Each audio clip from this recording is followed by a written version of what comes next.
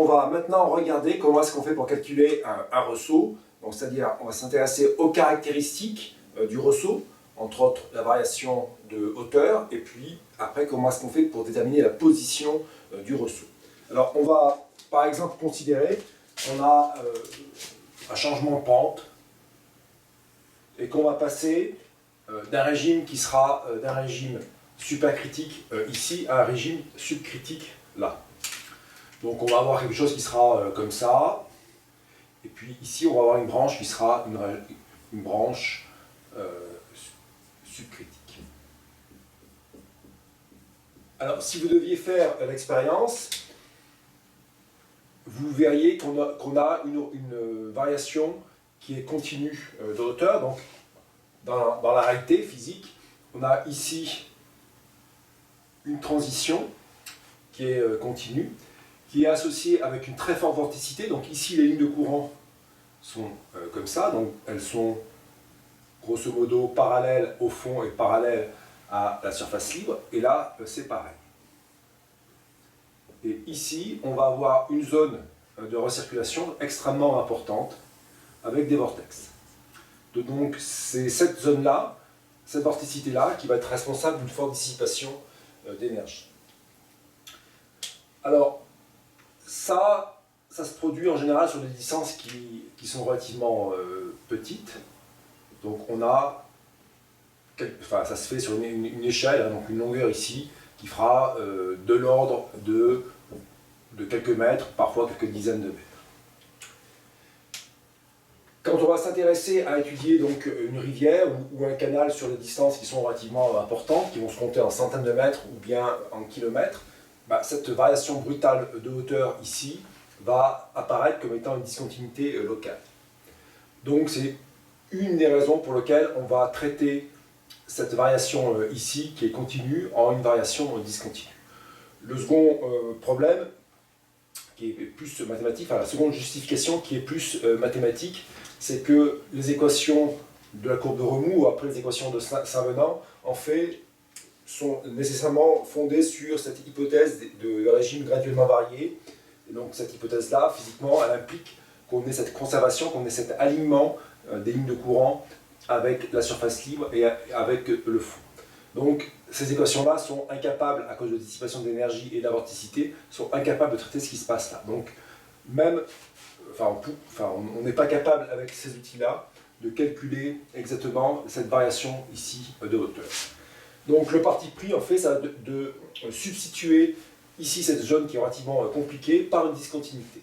Donc on va en fait supposer qu'on prolonge ici la hauteur là, on prolonge la hauteur ici, et on fait une substitution. Donc on remplace cette variation-là par ici une discontinuité. Donc on va s'intéresser à calculer ici la hauteur à l'aval, qu'on va appeler H2, qui appartient à la branche ici subcritique, et puis une hauteur H2, ici, H1, excusez-moi, donc qui sera ici, et qui appartiendra à la branche supercritique. Alors on peut donc après s'interroger de la position du ressaut hydraulique. Donc cette position-là, je vais l'appeler par exemple XZ. Alors on pourrait se dire, je sais résoudre l'équation de la courbe de remous. Par exemple, cette équation de la courbe de remous, on a vu qu'elle s'écrivait dH sur dx égale donc I moins la pente de frottement JF, 1 moins φ au carré.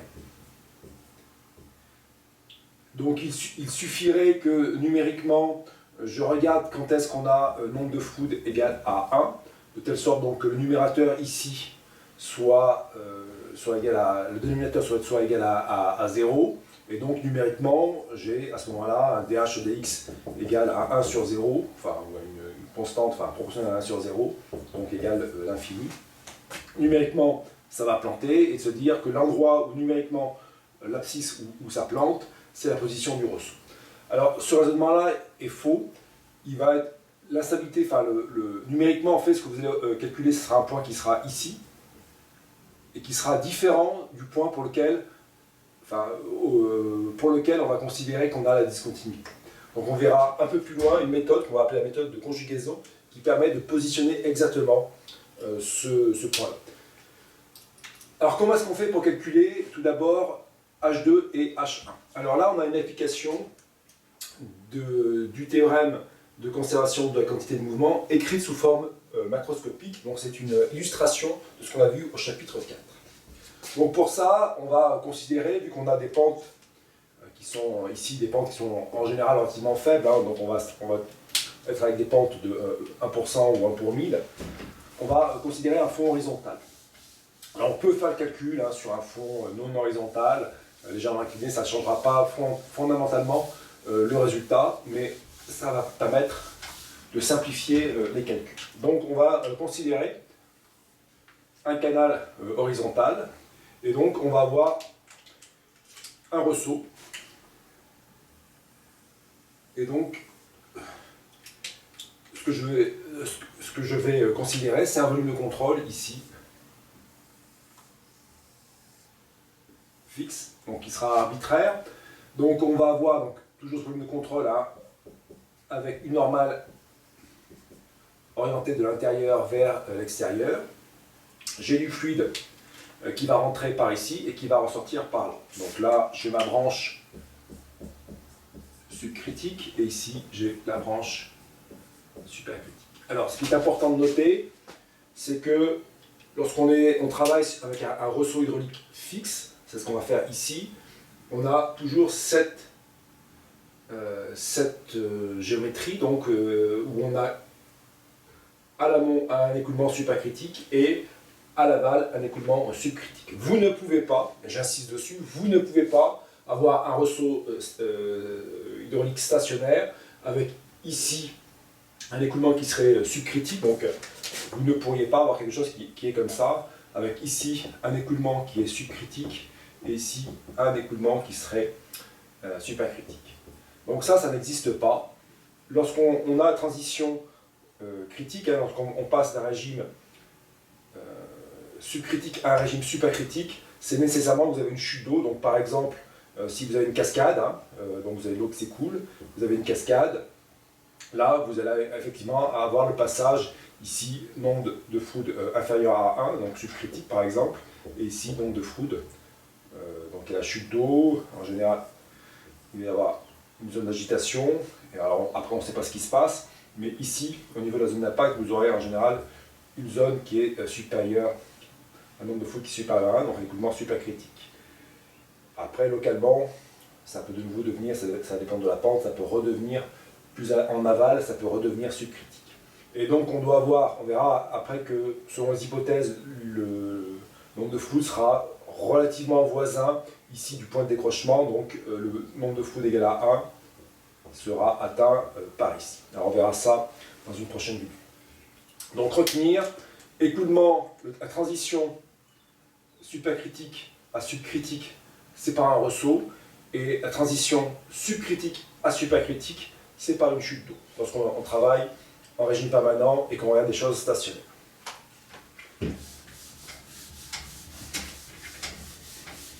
Alors, je reviens sur mon volume de contrôle, donc je le définis ici, on a du fluide qui rentre, et donc je vais considérer que ici, j'ai une hauteur H1, et j'ai donc une vitesse moyenne qui rentre, qui est la vitesse U1. Et là, c'est pareil, je considère que j'ai une hauteur qui est H2, et j'ai du fluide qui sort avec une vitesse H2. Alors, si je dois écrire la conservation de la masse, donc, si vous vous souvenez, donc, ça c'est que sur la surface de contrôle, c'est la surface qui est ici. Donc on va avoir uniquement, si on regarde les facettes, hein, on va avoir cette face ici qui va m'intéresser, cette face ici que je vais appeler 2 qui va m'intéresser. Ici on a le fond où il ne va rien se produire, et ici on a le dessus où également on n'a pas de flux, donc il ne va rien se passer. Donc la conservation de la quantité de mouvement de la masse sur ce volume de contrôle là, c'est le flux massique. Donc c'est égal à 0. Et donc c'est ce qu'on avait vu précédemment dans l'exercice de Borda. Vous devez avoir ici donc U est dans cette direction là. Scalaire, donc si je le mets sous forme vectorielle, hein, on a ce vecteur là.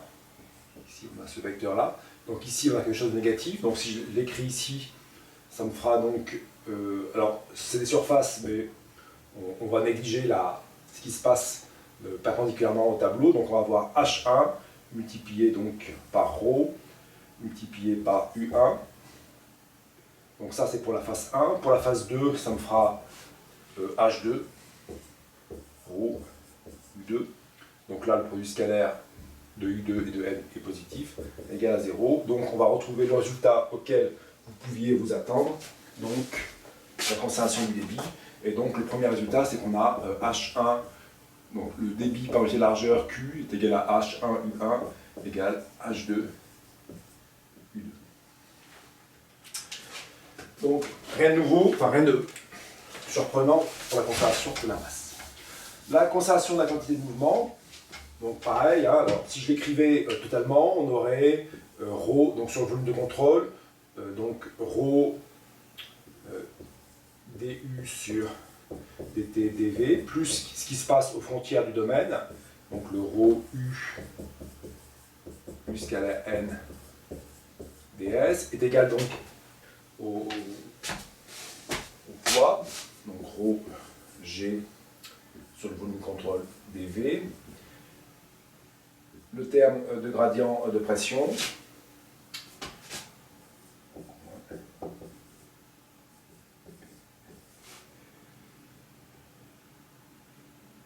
moins Pn, donc là je suis sur le truc, et donc les extra-contraintes, donc les contraintes qui s'exercent également sur, donc soit on intègre sur le volume de contrôle, soit on regarde ce qui se passe aux frontières du domaine. Donc si j'ai l'intention des contraintes qui s'appelleraient des extra-contraintes, donc sigma, on aurait sigma multiplié par n ds. Alors je suis en régime permanent, donc ce terme-là, il va être égal à 0.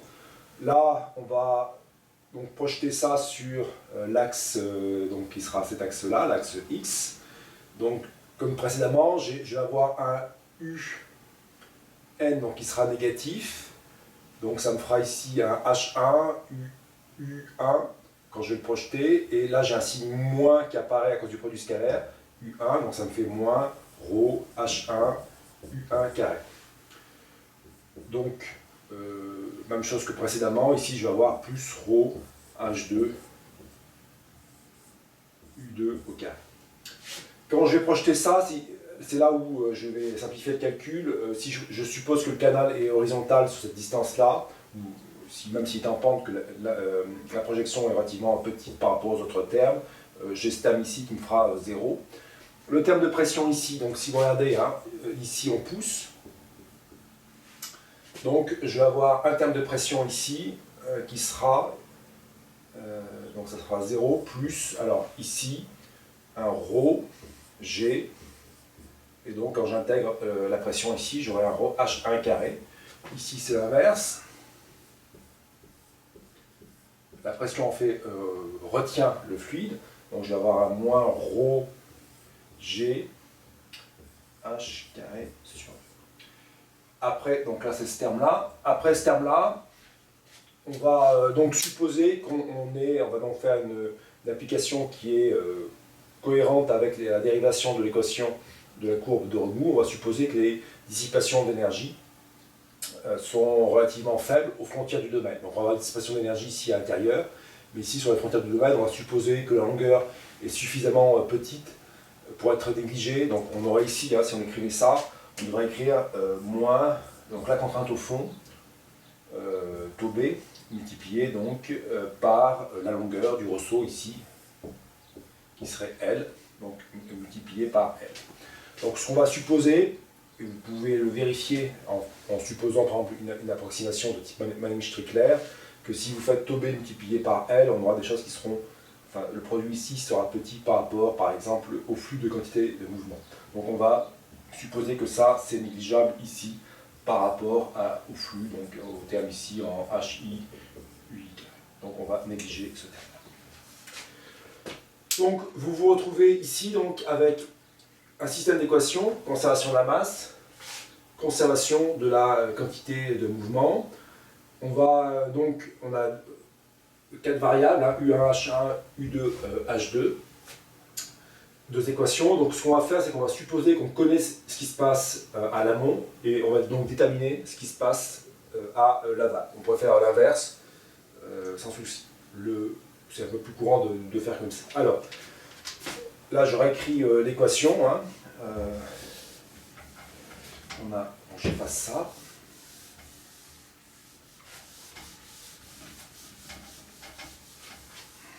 Donc cette équation, maintenant, je pourrais donc l'écrire moins. Donc on voit que les termes en rho, hein, se simplifient.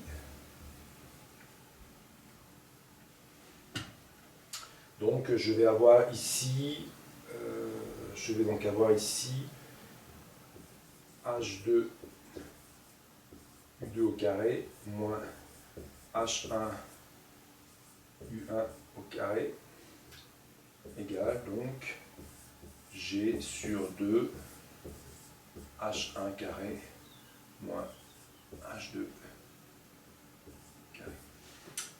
Donc, conservation de la quantité de mouvement, et je réécris le terme qui est ici.